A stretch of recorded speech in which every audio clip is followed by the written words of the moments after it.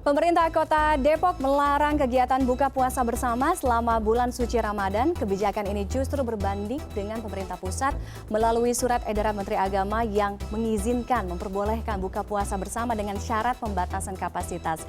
Bergabung bersama saya malam hari ini Wali Kota Depok Muhammad Idris. Assalamualaikum, selamat malam Pak Idris. Waalaikumsalam warahmatullahi wabarakatuh. Selamat malam, Mbak Fani ya. Selamat malam, betul Pak, dengan Tiffany Pak dari studio CNN. Pak Idris, ini jadi pertanyaan banyak orang. Saya sebagai warga Depok juga bertanya-tanya, kenapa di saat pusat ini mengizinkan, pemerintah Kota Depok ini justru melarang buka puasa bersama Pak di saat Ramadan nanti? Ya, ini pertanyaan pakai justru berarti ada hal yang sebelumnya nih. Jadi pertama yang saya ingin nyatakan, jangan dipertentangkan antara surat edaran Menteri Agama dengan surat edaran saya. Kalau surat edaran Menteri Agama, beliau melihatnya seluruh Indonesia, seluruh wilayah-wilayah yang terkena pandemi COVID-19 ini di Nusantara. Depok ya Depok. Ya, makanya kami punya kebijakan yang insya Allah kami juga akan konsultasi kembali. Kalau memang ini menyalahi aturan menurut gubernur ataupun yang lainnya, kami akan batalkan. Ini kami melihat ada beberapa pertimbangan yang sangat signifikan harus menjadi perhatian warga dan masyarakat.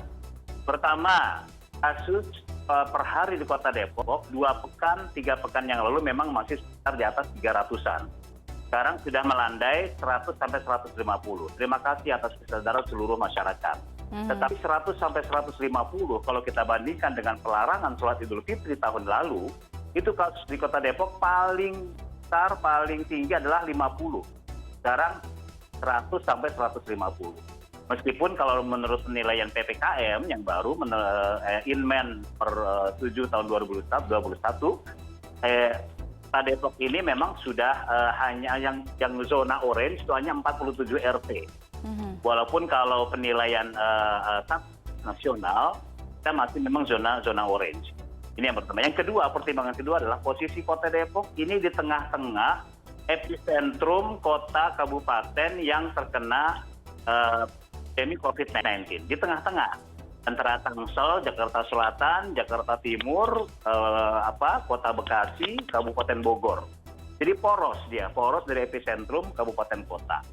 Kami punya kebijakan ini, tadi jangan sampai terjadi klaster di mana kalau ini dibebaskan untuk melakukan tradisi buka bersama di kantor-kantor, masjid, musola, kami sangat khawatir terjadi penularan besar-besaran. Sekarang sudah mulai melandai, mudah-mudahan nggak terjadi ya, tapi jangan sampai. Maka kami antisipasi dengan aturan ini. Begitu Mbak. Oke, intinya sebenarnya tujuannya adalah untuk menghindari munculnya klaster-klaster di bulan suci Ramadan. Itu positif. Tapi apakah tidak khawatir Pak ini akan menimbulkan kecemburuan kebijakan karena Depok ini kan salah satu daerah penyangga yang dekat sekali dengan ibu kota Jakarta. Di sana boleh, di sini nggak boleh? Ya, ini karena memang belum ada arahan dari pemerintah pusat ataupun Jabodetabek yang berkali-kali kami meminta untuk dilakukan sebuah aturan kebersamaan Jabodetabek. Tapi kami punya pertimbangan sendiri. Kami harus jaga warga saya. Ya, Mbak Fani tahu sendiri, 60% warga Depok adalah komuter. Di antaranya Mbak Fani ini, ya, warga Depok tapi kerjanya di Jakarta. 40% loh, dari 60% itu 40%-nya di Jakarta, selebihnya di Bekasi dan sebagainya. Tapi 60% komuter. Ini kalau sampai mereka melakukan kegiatan-kegiatan tradisi, saya mengatakan ini tradisi ya, yang disunahkan itu bukan buka puasa bersamanya, tapi adalah memberikan makan kepada orang yang berpuasa. Ini sunnah. Kita harus bedakan dan harus menyadari. Kalau buka bersama berjamaah di situ ada kerumunan, berapa persen pun ya pengalaman kami itu selalu ada saja kerumunan. Ya, makanya kami juga meniadakan program tahunan kami yang rutin yaitu tarawih keliling. Mulai dari buka bersama, tarawih dan bersama dan sampai selesai tarawih. Ini sudah kami tiadakan. Seperti itu Mbak. Oke, jadi aturannya tidak ada buka bersama sampai dengan kegiatan tarawih bersama pun juga tidak ada itu ya tadi ya Pak? Kalau tarawih boleh, tarawih bersama, 50% dari kapasitas ruangan. Dan dibatasi ceramah-ceramah taraweh kalau bisa diupayakan maksimal 15 menit. Setelah itu mereka bisa bubar, pulang ke rumahnya masing-masing. Yang kami larang adalah buka bersama masjid, perkantoran, dan tempat-tempat lain. Biasa ada paguyuban-paguyuban. Inilah yang mengundang kerumunan yang tidak bisa dihindari. Oke. Kami larang itu. Bukan tarawehnya boleh. 50% dari kapasitas. Buka bersamanya ya. Tahan SE dari Menteri. Baik, Pak Idris, tadi disebutkan bahwa pelarangan kegiatan buka bersama ini di lembaga pemerintah, tempat umum, masjid, kemudian musola, tempat umum, definisi tempat umum. Artinya biasanya kan identik dengan puasa bersama itu adalah restoran atau kafe, rumah makan yang ada di mall atau pusat perbelanjaan. Begitu juga kita tahu di Depok kan di sepanjang Jalan Margono itu banyak sekali restoran-restoran. Nah, bagaimana kemudian pengawasannya? Apakah rumah makan atau tempat-tempat yang biasanya identik dengan buka bersama ini F&B gitu ya yang ada di pusat perbelanjaan, apakah juga dibatasi jam operasionalnya atau seperti apa? Enggak, kalau jam operasional makan di restoran itu biasa. Sesuai dengan PPKM itu sampai jam 8. Ya, itu sudah tidak ada perubahan. Yang kami rubah adalah tidak ada acara buka bersama di restoran. Dan kami sudah siapkan draft untuk sosialisasi ke restoran-restoran, rumah makan, dan termasuk angkringan untuk tidak menyelenggarakan buka bersama di tempat tersebut. Seperti itu, Mbak. Kalau makannya ya bisa silakan makan keluarga misalnya buka bersama keluarga 3-4 orang di restoran, ini nggak kami larang.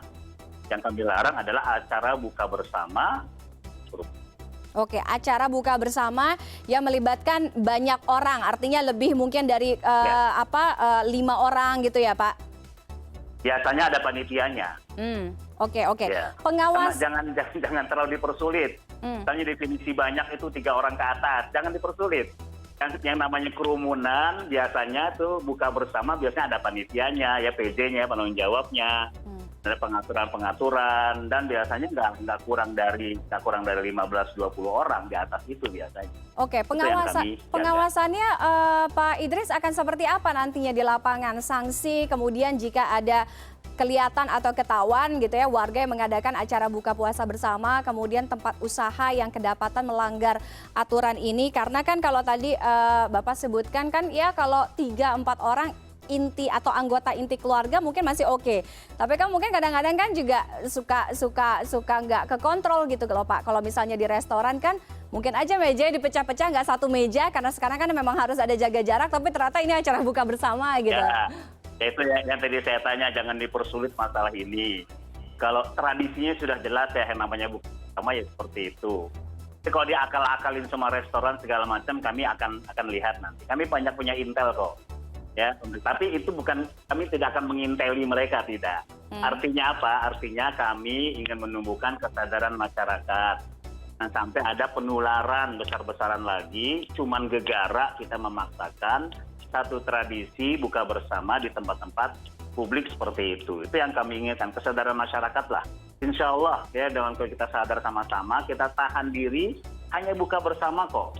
Ya, maka buka bersama. Ya, ini selebihnya ya kita larang kok. Oke. Nah, tapi kita mengikuti SE dari Menteri Agama semua. Jadi jangan dipertentangkan. Sekali lagi jangan dipertentangkan. Oke, Pak Idris, terakhir kalau tadi kan buka bersama jelas gitu ya dilarang. Yang bersama-bersama lainnya itu biasanya juga sahur bersama. Oke, itu bagaimana Pak? Ya, pokoknya segala kegiatan yang mengundang kerumunan orang banyak di bulan puasa, selain taraweh ya ibadah taraweh ya, ini diupayakan, termasuk juga misalnya kerumunan bagi-bagi di jalan supaya itu keliling ya, taraweh keliling itu kan nggak boleh. Artinya kita analogikan juga ada kegiatan-kegiatan misalnya pembagian makan sayur, makan sahur. Nah ini bisa atas seizin TNI kepolisian, izin kami. Seperti apa nanti mekanismenya itu harus dijelaskan pada kami.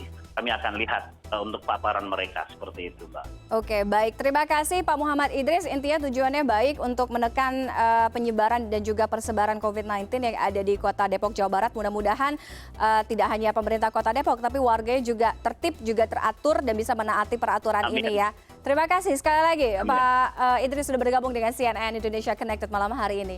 Terima kasih, Fani semuanya.